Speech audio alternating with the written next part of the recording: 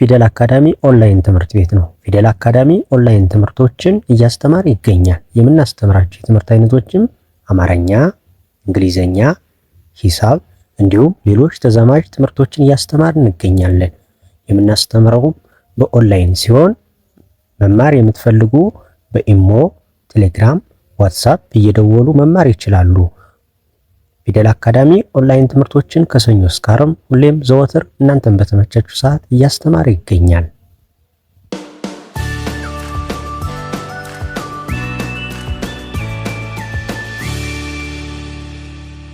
ሰላም ውድ ቻናላችን ቤተሰቦች፣ በዛሬው ትምህርታችን ደግሞ የማሳያችሁ የእንግሊዘኛ ትምህርቶች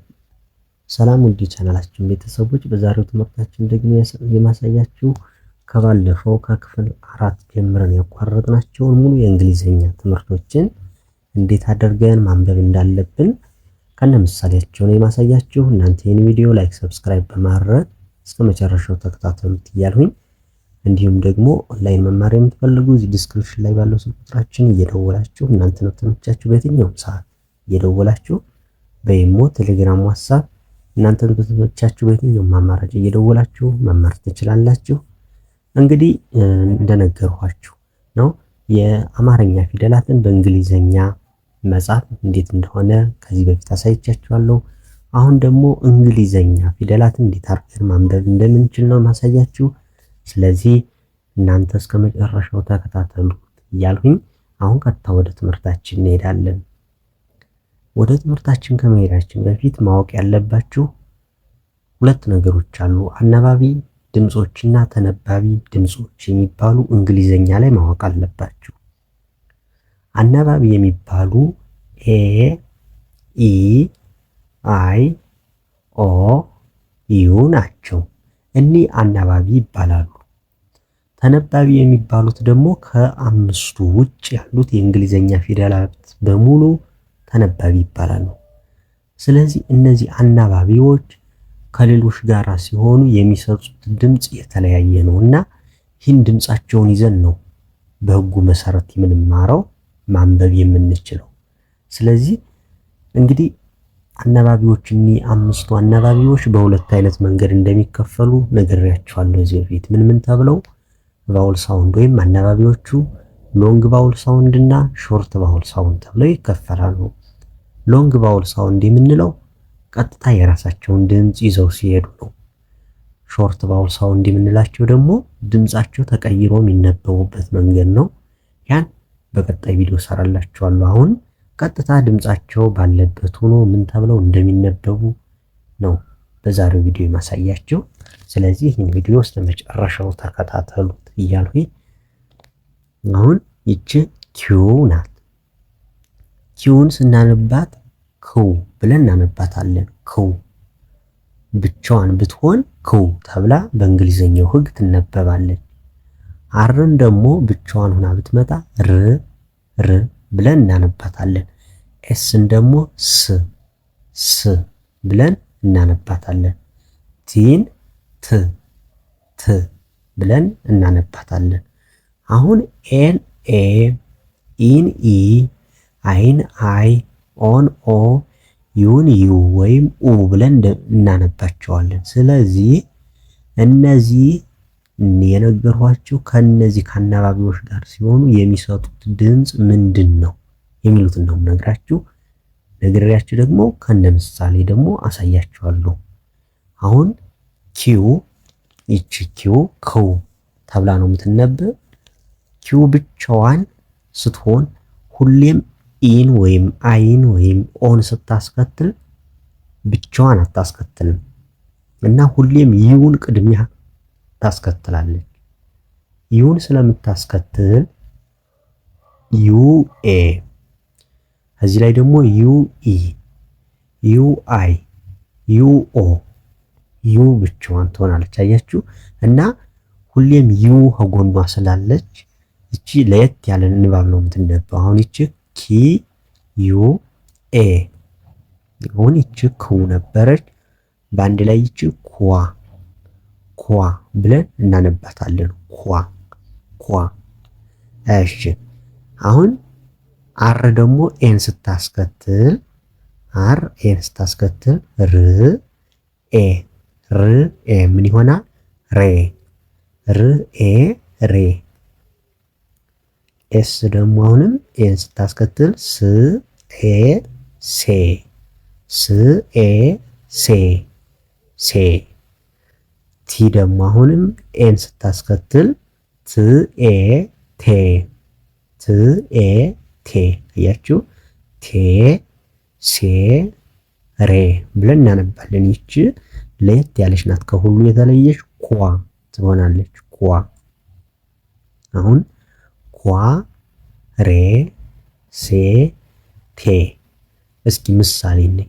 ይቺ እንዳያችኋት ኳ ይኸው ኳ ብለን ይቺ እናነባለን። ኳ ል እና አይ ሊ ይሆናል። ሊ ቲ ደግሞ ት ይ ኳሊቲ። አያችኋት ኳሊቲ ኳሊቲ ብለን እናነባለን በቀላሉ መንገድ ማለት ነው። ርና ኤ በአንድ ላይ ሬ ሬ ይባላል። ከዚያ ኤንን ደግሞ ን ን ብለን እናነባለን።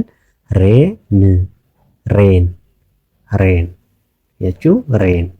እሺ ኤስ እና ኤን በአንድ ላይ ሴ እንላለን። ሴ ቢን ቭ ሴ ቭ ሴቭ ሴቭ ብለን እናነባለን ማለት ነው። እሺ ቲና ኤ አሁንም ቴ ቴ ኤልን ል ቴ ል ቴል ቴል ያችሁ ይችን ሴቭ ይችን ሬን ይችን ኳሊቲ ብለን አነበብንን። ስለዚህ እናንተ ይህን እየደጋገማችሁ ማየት ነው። ኳሊቲ ማለት ጥራት ነው። እንግዲህ ኳሊቲ ጥራት ነው። ሬን ማለት ዝናብ ነው። ሴቭ መመዝገብ፣ አንድን ነገር መዝግቦ መያዝ ነው። ቴል ደግሞ ጅራት ማለት ነው። እሺ አሁን ደግሞ በኢ እስቲ ኢ ደግሞ ስትጨመር ከእያንዳንዱ ኪው ዩ ኢ ምን ይሆናል? ኩይ ኩይ። ይቺ ኩይ ይችን ኳ ብያችኋለሁ። ይችን ኩይ። እንደገና አርና ኢ በአንድ ላይ ሲሆኑ ር ኢ ምን ይሆናል? ሪ ሪ። ይቺ ኩይ ይቺ ሪ። ስና ኢ በአንድ ላይ ሲሆኑ ሲ ሲ እንላታለን። ሲ። ትና ኢ በአንድ ላይ ሲሆኑ ደግሞ ቲ ቲ ቲ ብለን እናነባለን። እስቲ ምሳሌ እንይ። አሁን ኪው ዩ ኢ በአንድ ላይ ኩይ ብያችኋለሁ። ኩይ። ኤንን ደግሞ ን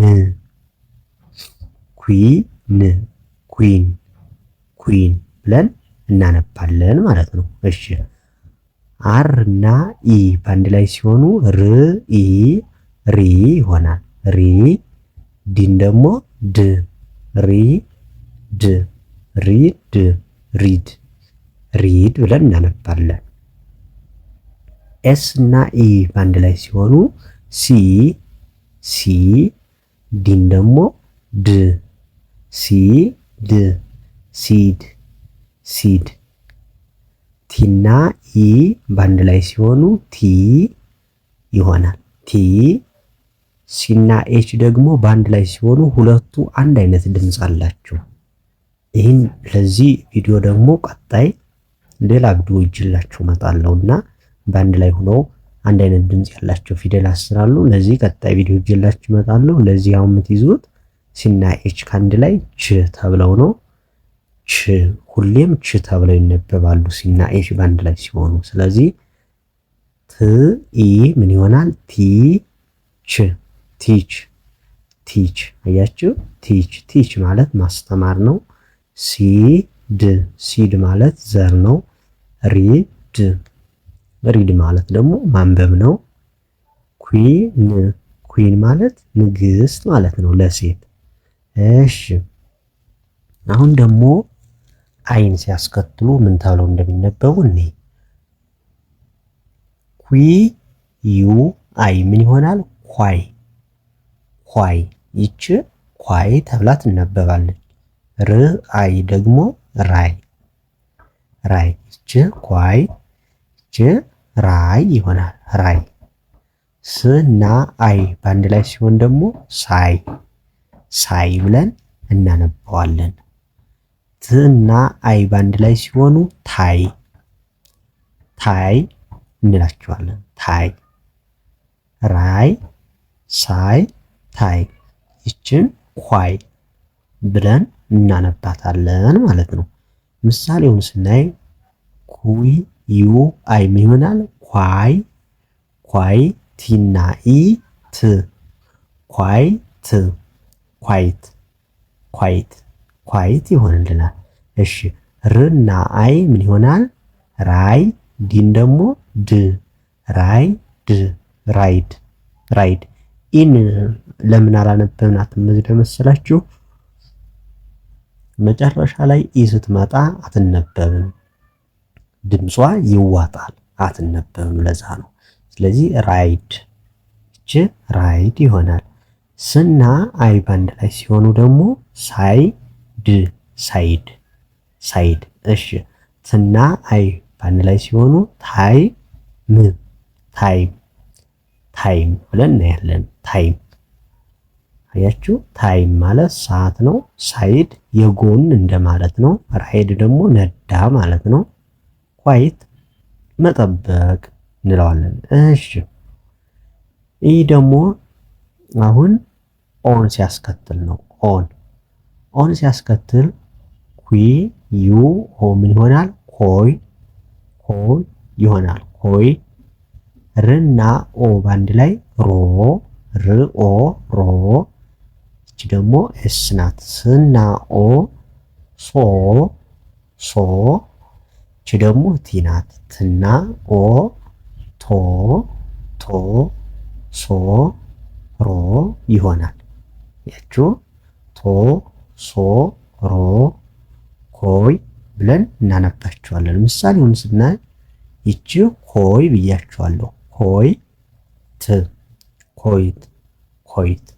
እቺ ደግሞ ሮ ዲን ደግሞ ድ ሮ ድ ሮድ ሮድ።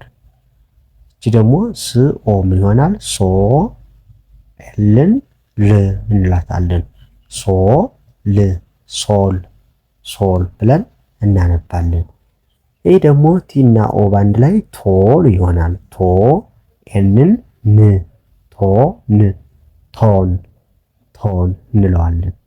ቶን ቶን ማለት የድምፅ ቃና ነው። ቶን። ይህ ሶል ይህ ሮድ ብለን እንዲያርገን ማንበብ እንችላለን ማለት ነው። አሁን ደግሞ ዩ ባንድ ላይ ስትሆን ዩ ከሌሎች ከነዚህ ጋር ባንድ ላይ ዩ ስትመጣ ምን እንደሚባል ደግሞ እንየው። ኪዩ ዩ ይሄ ምሳሌም የለውም ኩ ይባላል። ኩ ምሳሌም የለውም። ለዚህ ርና ዩ ባንድ ላይ ምን ተብሎ ይነበባል? ሩ ይሆናል። ሩ ር ዩ ሪዩ ይሆናል። ወይም ኡ ሲሆን ዩ በሁለት መንገድ ስለሚነበብ ዩ ወይም ኡ ስለሆነ በሁለት መንገድ ር ዩ ሪዩ ወይም ር ኡ ሩ እንለዋለን ማለት ነው። ስ ዩ ሱ ስ ዩ ሲዩ ወይም ስ ኡ ሱ ይሆናል። ት ዩ ትዩ ወይም ት ዩ ቱ ይሆናል ማለት ነው። ስለዚህ ሩ ወይም ሪዩ፣ ሱ ወይም ስዩ፣ ቱ ወይም ትዩ ይሆናል። አሁን በዚህ ምሳሌ ለአብዛኞቹ ለነዚህ የለም። በዩ ስትሆን አርጋር እስቲ እንዴ ር ዩ ሩ። አሁን ር ዩ ወይም ር ኡ ብያችኋለሁ። ር ኡ ሲሆን ሩ ይሆናል። ሩ አሁን የሚነበብ በሩ ነው። ሩ ኤልን ል ሩ ል ሩል ሩል ብለን እናነበዋለን። አሁን ይህን ለምሳሌ ማለት ነው። ሩል ስንለው ህግ ማለት ነው። ሩል ህግ ማለት ነው። ስለዚህ ሩል ሂን ኮይት ሂን ሮድ ሂን ሶል ቶን ታይም ሳይድ ራይድ፣ ኳይት፣ ኩዊን፣ ሪድ፣ ሲድ፣ ቲች፣ ቴል፣ ሴቭ፣ ሬን፣ ኳሊቲ ብለን በደንብ አድርገን አንብበናል። ስለዚህ እናንተ እስከ መጨረሻው ይህን ቪዲዮ ማየትና የደጋገማችሁ እንዴት መነበብ እንዳለባቸው ደጋግማችሁ ማየት ነው ያለባችሁ። እንዲሁም ኦንላይን መማር የምትፈልጉ በዚህ በስልክ ቁጥራችን በመታየት እየደወላችሁ መማር ትችላላችሁ። በተመቻችሁ በየትኛውም ሰዓት እያስተማር ስለምንገኝ በዚያ ሰዓት እየደወላችሁ እናንተ ነው ተመቻችሁ መማር ትችላላችሁ። ላይክ፣ ሰብስክራይብ በማድረግ አበረታቱኝ። እስካሁን ከተከታተላችሁ በቀጣይ ቪዲዮ እስከምንገናኝ ድረስ ሰላም ሁኑ።